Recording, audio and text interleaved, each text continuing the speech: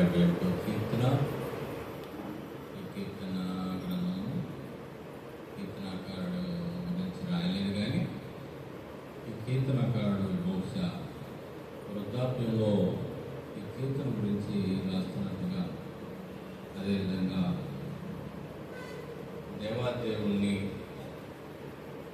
వృద్ధుల ఏడల శ్రద్ధగా ఉండాలని దేవుణ్ణి వేడుకుంటున్నట్టుగా ఈ కీర్తన రచించబడినట్టుగా మనం చూస్తూ ఉన్నాం.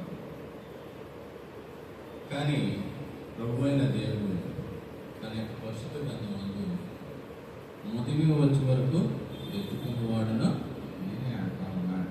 కాబట్టి కానీ మానవులైన మనం సహజంగా ఎప్పుడైనా సరే ఇబ్బంది కలిగినప్పుడు ఆ సమయంలో మనం దేవుణ్ణి వేడుకుంటాం. అదే రీతిగా కీర్తనకారుడు కూడా తన వృద్ధాప్యం ముందు దేవుణ్ణి శరణ వేడినట్టుగా ఇక్కడ మనం చూస్తూ ఉన్నాం. మొట్టమొదటిగా వృద్ధాప్యంలో మనుషులకి కలిగే బాధల గురించి ఇక్కడ కీర్తనకారుడు దేవుని దగ్గర వేడుకుంటున్నట్టుగా కనపడతా ఉంది. అందుకని దీనిలో మొదటిది ఏంటంటే కఠినమైన భావం. అంటే వయసులో ఉన్నప్పుడు ఉన్న చలాకితనం లేదా యాక్టివ్నెస్ వృద్ధాప్యంకి వచ్చేదానికి ఏమైపోతుంది, క్రమంగా తగ్గిపోతుంది. దాంతో ఏమవుతుందంటే ఎవరు సహాయం చేయలేని సమయంలో ఈ కఠిన బాధ కనపడుతున్నట్టుగా ఉంటా ఉంటాయి. అందుకని 20 వచనం అంటాడు, అనేకమైన కఠిన బాధలను మాకు కలగజేసిన కూడా దేవాదేవుని ఇక్కడ ఎందుకంటే గాయం చేయవాడు ఆయన, గాయం పట్టువాడు ఆయన అన్నట్టుగా అలా మాట్లాడుతూ ఉన్నాడు.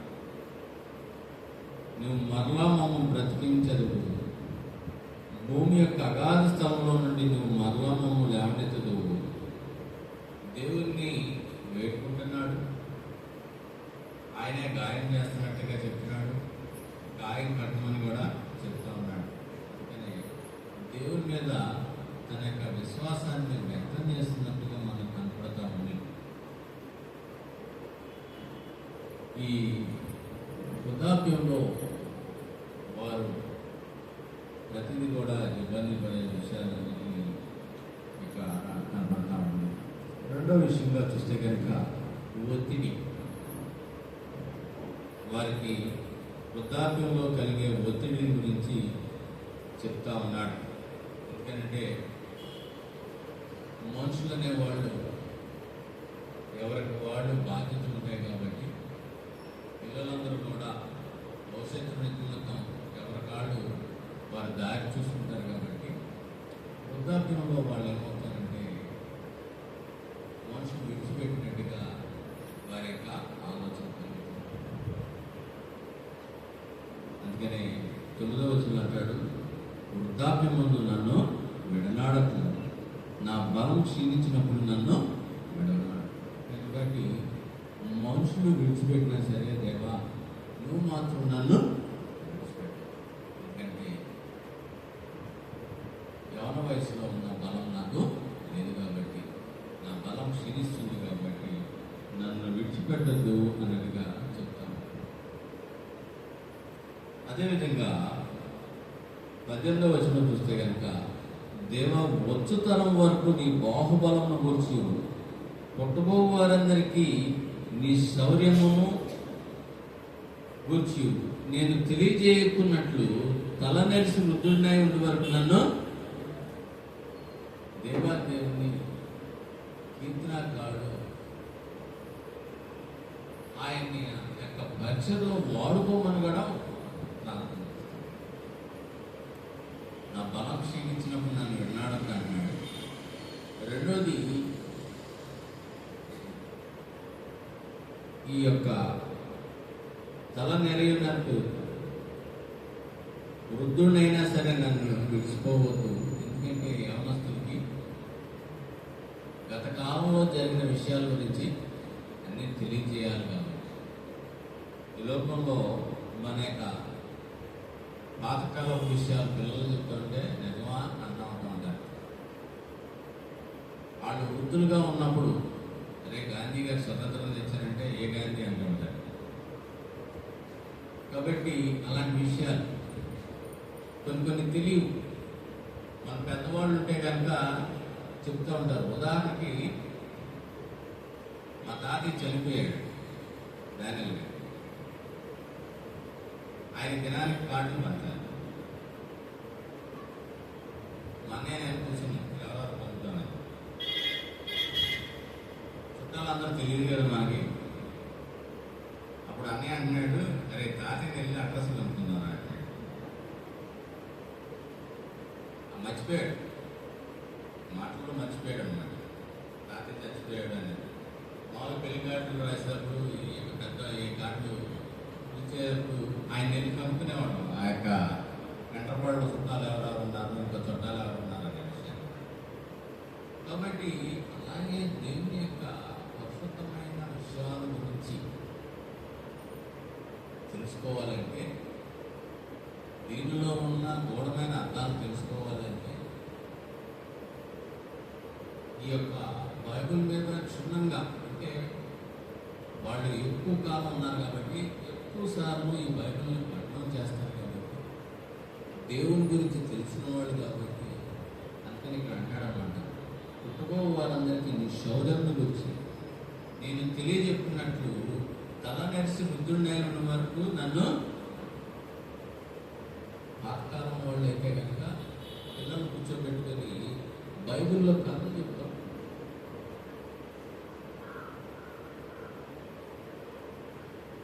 దేవుని యొక్క మాటలు చెప్తూ ఉంటారు, దేవుని యొక్క వాక్యం చెప్తూ ఉంటాను. ఇప్పుడు అనుకోండి ఫోన్ ఇచ్చేసి ఇవాళ ఇంట్లో పాట ఇవాళ డ్యాన్స్ అంటూ ఉంటాను. కానీ ఇంత ముందు కాలంలో తల్లిదండ్రులు ఏం చేశారంటే బెడ్రూమ్ కూర్చోబెట్టి వాక్యాన్ని చెప్తాను, బైబిల్ కథలు చెప్తాను. దేవుడు ఎంత గొప్పవాడో చెప్తూ ఉండేవాడు. దేవుడికి ప్రార్థన చేస్తే కనుక దేవుడు మనకి ఇస్తాడు అనే విషయాన్ని చిన్ననాటి నుంచే బిడ్డలకి నేర్పించే అలవాటు. కాబట్టి ఒత్తిడి వచ్చినప్పుడు దేవుని దగ్గరికి వెళ్ళి ప్రార్థించాలి అనే విషయాన్ని ఈ వృద్ధాప్యంలో తెలుసుకోవచ్చు. మూడోదిగా విడవబడుట, దూరం అవుట. మనుషులు అనేది సహజం. బిడ్డలు అనేవాళ్ళు తమ యొక్క భవిష్యత్తుకు బయటకు వెళ్ళిపోతూ ఉంటారు. కాబట్టి వాళ్ళని విన్నాడు. అప్పుడు వారికి చాలా ఇబ్బందిగా ఉంటూ ఉంటుంది. పిల్లలు దూరంగా ఉన్నారు.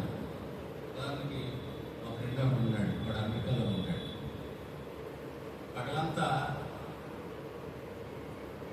ఆ అపార్ట్మెంట్లో ఉంటాడు. కిందకి వెళ్ళి మొత్తం అందరూ చెప్తాడు అన్నాడు, మా వాడు అమెరికాలో ఉన్నాడు, మా వాడు సూపర్గా ఉన్నాడు, బాగా సంపాదిస్తున్నాడు, అది ఇది చెప్తాడు అన్నాడు. నన్ను తీసుకెళ్ళిపోతాను అన్నాడు అని చెప్తాడు. సాయంత్రం వచ్చేసరికి 9 గంటలకి నాకు ఫోన్ చేస్తాడు. ఆయన ఫోన్ చేసి, నేనేం పాపం చేసుకున్నాను నీకు, వాడు అక్కడ ఉన్నాడు, ఈ సమయంలో ఎవరు చూస్తారు, ఎన్నిసార్లు నీకు ఎందుకు ఫోన్ చేస్తాను ఏదైనా కావాల్సి వస్తే అని చెప్తాను. కాబట్టి మనుషులు ఏమవుతూ ఉంటారంటే విడువబడతారు, దూరం అవుతారు. ఎవరైనా అంతే. ఎలకాలం మన తల్లిదండ్రుల దగ్గర ఉంటుందంటే, నేనైనా సరే స్కూల్తో ఎటోబడి పోతూ ఉంటాడు, అమ్మ దగ్గర ఉంటుందండి. ఆ సమయంలో మనకి ఏమనిపిస్తూ ఉంటుందంటే, చిన్నపిల్లల్లాగా వెళ్ళిపోతూ ఉంటారు. పెద్దవాళ్ళు మన దగ్గర ఎవరైనా ఉంటే బాగుండు, మనతో కబుర్లు చెప్తే బాగుండు, మనతో ఆడితే బాగుండు, ఇలాంటి మనస్తత్వాలు వారిలో ఏర్పడతారు. 12వ వచనం చూస్తే కనుక, దేవా నాకు దూరముగా ఉండకును, నా దేవా నా సహాయమునకు. కాబట్టి మనుషులందరూ దూరంగా ఉంటారు. దేవుడిని సహాయం దూరంలో ఉండకుండా నా దగ్గర నాతో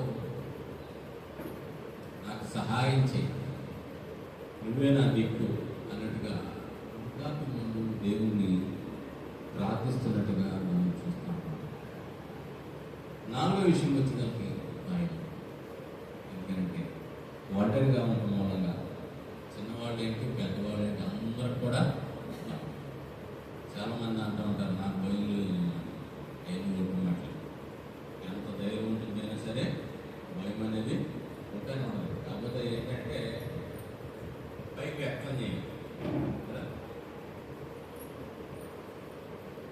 ఇక్కడ కూడా వృద్ధాప్యం ముందు భయపడుతున్నట్టుగా చెప్తున్నాడు. 11వ వచనం చూస్తే దేవుడు వారిని విడిచేని తప్పించు వారెవరో లేరు, వారిని తరిమి పట్టుకోండి అని వారు అనుకున్నాం.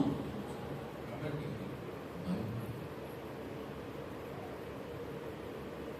మన పక్షాన దేవుడు, కాబట్టి మనల్ని ఎవరైనా ఏమైనా చేస్తారు అన్నట్టు, వాళ్ళ పక్షాన దేవుడు అన్నట్టుగా అవతల వాళ్ళు ఉంటారేమో అని చెప్పి ఇక్కడ వృద్ధాప్యం కలిగే కఠినమైన బాధల గురించి ఇక్కడ ఈ యొక్క కీర్తనకారుడు తెలియజేస్తున్నారు. అయితే ఈ వృద్ధాప్యంలో కూడా దేవుని యొక్క బిడ్డలైతే కనుక దేవుని యొక్క విశ్వాసం, ఆ విశ్వాసం ఎలా ఉంటుందంటే మొట్టమొదటిది గతంలో పొందిన ఆశ్చర్య కార్యాలే కానీ ఇబ్బందుల్లో దేవుడు వినిపించిన విషయాలనే కానీ వాళ్ళు జ్ఞాపకం చేసుకుంటారు. ఆ జ్ఞాపకం చేసుకోవడం మూలంగా వారికి ఏమైందంటే దేవుడి మీద విశ్వాసం, దేవుడు తప్పక నన్ను గతంలో ఎలా కాపాడాడు ఈ సమయంలో కూడా అలాగే కాపాడతాడు అనే ఆలోచన దృక్పథంతో ఉంటారు. 5వ వచనం చూస్తే నా ప్రభువా యెహోవా నా నిరీక్షణాస్పదము నీవే, బాల్యం నుండి నా ఆశ్రయము నీవే. చింతలో ఎంతసేపు ఉండాలి? తల్లిదండ్రుల చింతలో చుట్టారా? వాడు అటు ఇటు వెళ్ళిపోతాం అనుకుంటారు, కానీ మంచాల మీద నుంచి కాపుని పడిపోతారు పిల్లలు. అసలు వాళ్ళకి ఏమవుతుంది? నౌకర్లు అదే పెద్దలు పడితే ఎట్లా ఉండదు, చాలా ఇబ్బంది.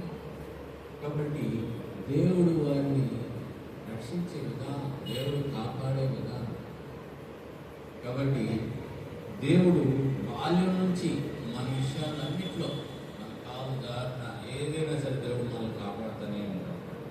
అదేవిధంగా 6వ వచనం అంటాడు, గర్భవాసినైనది మొదలుకొని నీవే నాకు ప్రాపకుడువై ఉంటివి, తల్లి గర్భం నుండి నన్ను ఉద్భవింపజేసిన వాడవు నీవే, నిన్ను గూర్చి నేను నిత్యము స్తుతిగానము. కాబట్టి దేవుణ్ణి మనం కనుక స్తుతి చెల్లించేవారిగా ఉంటే, గణపరిచేవారిగా ఉంటే, అది బాల్యంలో అయినా సరే, యవ్వనంలో అయినా సరే, వృద్ధాప్యంలో అయినా సరే, దేవుడు తన యొక్క చేతుల్లో మనం చెప్పుకుంటాడు. ఆయన బాహులతో మనల్ని రక్షిస్తాడు, మనం కాపాడతాడు, ఆయన చెంతకి తీసుకుంటాడు. అదేవిధంగా మనకి దేవుడు మన పట్ల ఇప్పటికీ కూడా దేవుడు మనతో మంచి సంబంధాన్ని కలిగి ఉంటాడని విశ్వాసం కూడా కలిగి ఉంటాడు.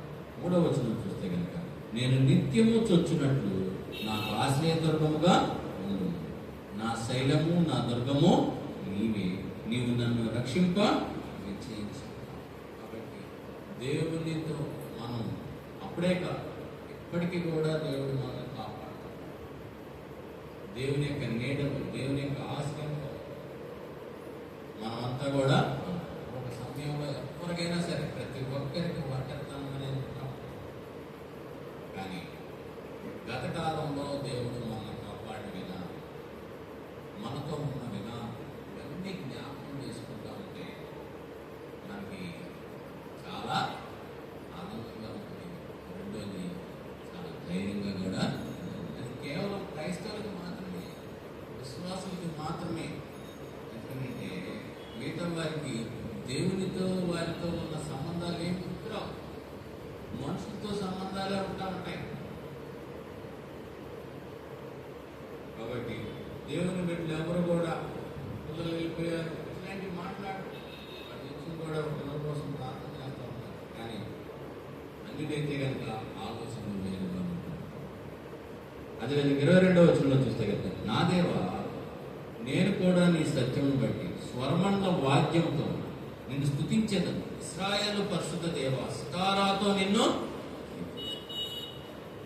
ఇబ్బందులు, ఇరుకు, ఒంటరితనం ఇవి వచ్చినప్పుడు వృద్ధాప్యంలో చేయాల్సింది ఏంటంటే దేవుని గురించి పాటలు పాడాలి. వచ్చిన పాటలు పాడతా ఉంటే దేవుడు ఏం చేస్తూ ఉంటాడంటే ఆదరణ, సంతోషం, గతంలో చేసినవన్నీ కూడా గుర్తు చేస్తూ ఉంటాం. వల్ల చక్కగా నిద్ర వచ్చేస్తుంది. అదే కనుక బాధల్లో గురించి ఆలోచించుకుంటా ఉంటే తెల్లవారు నిద్ర. కాబట్టి దేవుడిని ఎప్పుడు కూడా మనం స్థుతించాలి, గణపరచాలి. గతంలో దేవుడు చేసిన మేళ్ళన్నీ కూడా చివరిగా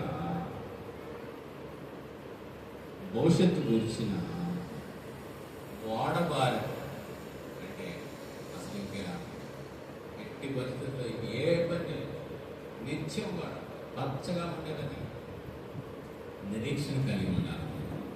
20వ వచనం చూస్తే కనుక అనేకమైన కఠిన బాధలు మాకు కలుగజేసిన వాడా, ఎన్ని బాధలు ఉన్నా సరే చివరిలో అంటాడు, నువ్వు మరలామము భూమి యొక్క అగాధ స్థలంలో నుండి నీవు మరలామము లేవనెత్తు. కాబట్టి దేవుడు ఆయన మనకు మంచి భవిష్యత్తు, ఎలాంటి పరిస్థితుల్లోకి వెళ్ళిపోయారు, ఎంత ఇబ్బందుల్లోకి వెళ్ళిపోయినా సరే దేవుడు ఏం చేస్తాడు, మరలా లేవనెత్తాడు, మరలా నిలబెడతాడు. అయిపోయింది అనుకుంటా ఉంటాం, ఏమో దేవుడు నేనున్నానన్నట్టుగా ఆయన మనతో ఉంటాడు, మన సహాయకుడై ఉంటాడు. కాబట్టి దేవుడు ఈ యొక్క కీర్తనాకాడు ద్వారా వృద్ధులకు దేవాదేవుడు బహుశ్రద్ధ కలిగి ఉంటాడనే విషయాన్ని మనం తెలుస్తా ఉన్నాం కదా. మనం ఏ సమయంలో అయినా సరే దేవుని చెంతకెళ్ళినట్టు ఆయన ఎప్పుడు కూడా మనం విజ్ఞాపన చేసేవారు ఉండాలి. ఆయన ఎడల మనం ఎప్పుడు కూడా ఆరాధించేవారుగా ఉండాలి. ఆయన చేసిన మేళ్ళు ఎప్పుడు కూడా గుర్తించుకుంటూ ఉంటే దేవుడు ఏం చేస్తాడంటే ఆయన మనకు సహాయకుడై ఉంటాడు. దావీదు తన జీవితంలో చిన్ననాటి నుంచి వృద్ధాప్యం వరకు కూడా అదే చేశాడు. మొట్టమొదటిగా దేవుని స్తుతించాడు. రెండోదిగా దేవుడు ఈ కలిగించిన లేదా ఇతరులు కలిగించిన బాధలన్నింటినీ దేవుని దగ్గరే విజ్ఞాపన చేశాడు. చివరగా వీటన్నిటిని విడిపించగలిగిన వాడు నువ్వేనాయనా అని చెప్పి ప్రార్థించాడు. కాబట్టి మన జీవితాలు కూడా అలా ఉంటే కనుక మన యొక్క జీవితం ఎప్పుడు కూడా ఇబ్బంది లేని స్థితిగా దేవుని యొక్క ఓదార్పులో మనం